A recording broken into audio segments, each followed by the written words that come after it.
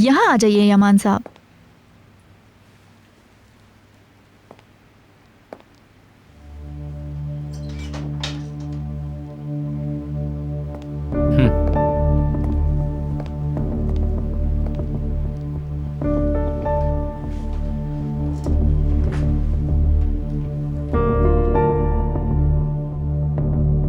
मैंने आपसे पहले मैडम सहर से ये सोच कर बात की कि उनका अपने भांजे से गहरा ताल्लुक है। वो हमारी जितनी मदद कर सकती थी उन्होंने की।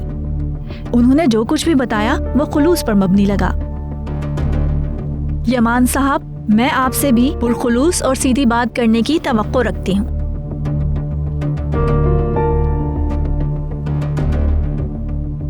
आप यूसुफ से अपने ताल्लुक के बारे में हमें कुछ बताएंगे? यूसुफ आपके लिए कितना अहम है यमान साहब? मैं बस एक बात कहूंगा जो काफी होनी चाहिए। यूसुफ मेरे लिए सारी दुनिया से बढ़कर है। वो मेरा भतीजा है और मेरे भाई ने उसे मेरे हवाले किया था। उसे जो भी नुकसान पहुंचाने की कोशिश करेगा उसे मेरा सामना करना होगा। ठीक है, आपके ख्याल में आपके लिए यूसुफ कैसे एहसासात रखता है? क्या वो आपसे डरता है या आपकी इज्जत करता है? क्या आप इस बारे में बता सकते हैं? उसका मुझसे डरने का कोई सबब नहीं। मैं चचा हूँ उसका और उसे अच्छी तरह मालूम है कि मैं उसे कितना चाहता हूँ। अच्छा, तो किसी के लिए इजहार करना मुश्किल होता है यमान साहब, लेकिन अगर आपसे कहूँ कि अपने बारे में कुछ बताएं तो?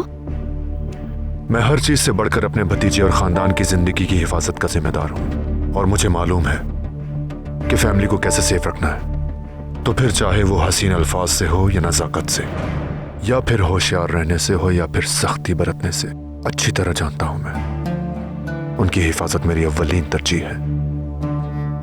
यूसुफ ये बात अच्छी तरह जानता है।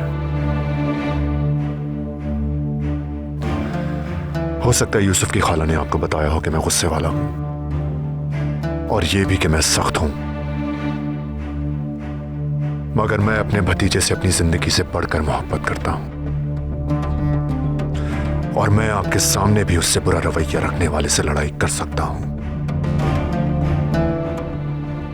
समझ गई मैं मिस्टर यमान। सहर मैडम ने हमें बताया था आप बाहर की दुनिया के लिए बहुत ही सख्त हैं, मगर अपने भतीजे के लिए बिल्कुल ही तब्दील हो जाते हैं।